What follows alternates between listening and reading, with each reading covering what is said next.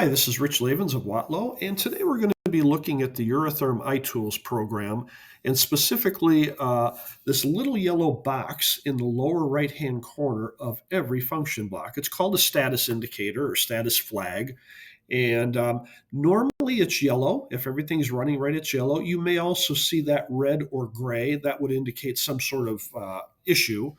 But the customer asked me today, I've got this potentiometer input, and I need to connect it to my loop block. I can see the parameter in the loop block, but I don't see the parameter out here to connect to. So let's go into the loop block here real quick. And if I go to my output, that potentiometer needs to connect to channel 1 valve position.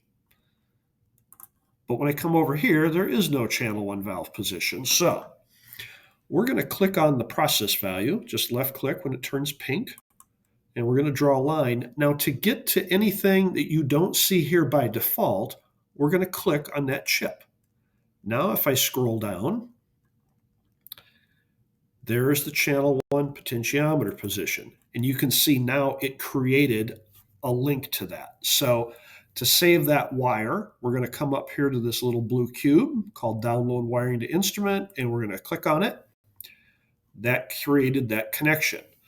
So that's one example of how to do it. This is on a 3504. I've also got a NanoDAC set up. And in the NanoDAC, if I want to set up an alarm, I would come into my channel 1 block, double click, and you can see there's alarms here. In this case, I've set up an absolute high alarm triggered at 100 degrees. But again, there's nothing here that shows me the alarm status. So if I wanted to connect that to a relay, let's just go out here and I'll grab relay number 4. Again, now I would click on the IC chip.